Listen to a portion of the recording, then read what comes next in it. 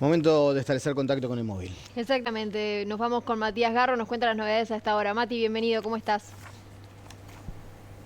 Sí, gracias compañeros, el gusto de saludarlos a ambos, también a todos los televidentes. Segunda semana de análisis del proyecto de ley de presupuesto en la Cámara de Senadores. En la jornada de hoy estuvo el equipo del Ministerio de Transporte y Obras Públicas. 2.700 millones de dólares de presupuesto para esta cartera, 2.100 para obras de infraestructura vial. La ministra Lucía Echeverri destacó que esta cartera pondrá el foco en obras viales en la Ruta 5, también en la Ruta 3 y en los últimos 6 kilómetros de la Ruta 20. Por su parte, la oposición cuestiona que el gobierno anterior dejó ya concretados contratos CREMAF para avanzar en la doble vía de la Ruta 1, en el intercambiador de la Ruta 101 y 102 y también en la Ruta 19, pero que por el momento no se han ejecutado esas obras. Lo que explicó la ministra de Transporte y Obras Públicas, Lucía Echeverri, es que esos contratos CREMAF no estaban completos en alguno de los casos y cuando se avance entonces en esos proyectos, porque hay que destacar que los contratos CREMAF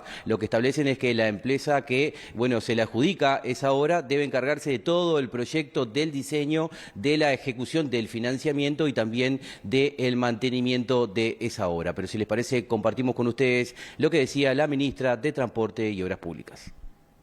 Por supuesto, la Ruta 19 ya comenzó. Lo cierto es que tener el contrato firmado no implica que esté el plan de financiamiento en el proyecto ejecutivo. Y nosotros somos absolutamente celosas y celosos de que efectivamente las obras que se ejecuten son las que corresponden, tengan un buen nivel de control por parte del Ministerio y que cada peso que se invierta, que es de todos los uruguayos, efectivamente sea como corresponde, digamos, en términos del tipo de obra. Y esto porque la 101 y 102 tenía el contrato firmado, pero no así el plan de financiamiento, ni tampoco el proyecto ejecutivo, una obra que se reformula para que efectivamente incorpore también las necesidades de esa zona tan importante que está en el límite entre Montevideo y Canelones, como es la ciudad de Nicolich, porque el intercambiador en 3 niveles iba a generar problemas muy graves, sobre todo para los usuarios más vulnerables, quienes van caminando, la gurizada que va a los centros de estudio, la gente que anda en bicicleta, en moto, y además tampoco resolvía el problema central que está en la rotonda del viejo aeropuerto, ¿verdad? Y esto es lo que estamos haciendo.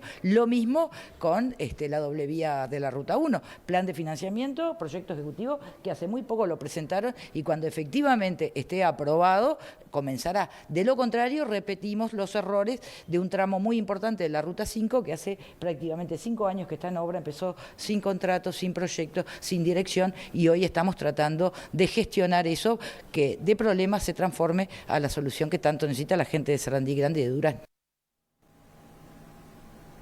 En representación de la oposición estuvimos conversando con José Luis Falero, senador del Partido Nacional, ex ministro de Transporte y Obras Públicas, quien dijo que no es de recibo lo que planteaba hace unos minutos la ministra de Transporte y Obras Públicas y también destacó que estuvo conversando con empresarios de estas empresas que estaban esperando ejecutar estas obras y que en algunos casos están enviando a trabajadores al seguro de paro.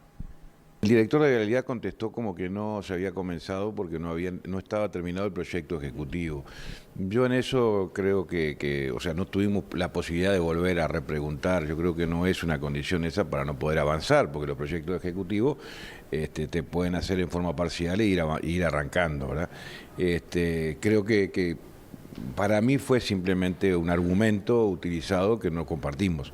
En ese aspecto no lo compartimos, porque si de esa manera te podés imaginar, si hubiésemos tenido que tener el proyecto ejecutivo del ferrocarril, no hubiésemos construido nada. Y fue mejorándose el proyecto en la medida de que se iban visualizando necesidades de cambio.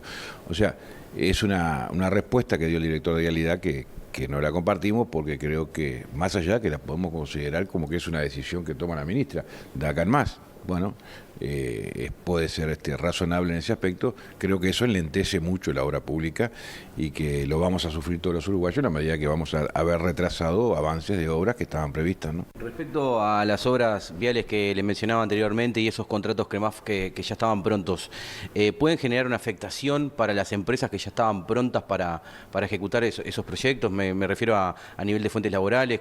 ¿Cómo es eso?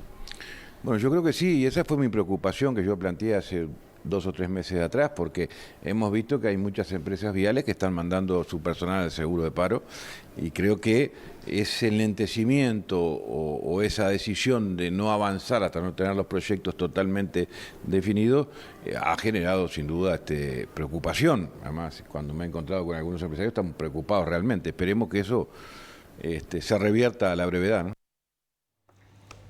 Le agradecemos a Matías. Hacemos la pausa, ya viene el deporte. Fiorella Rodríguez aquí a BTV Noticias. Ya venimos.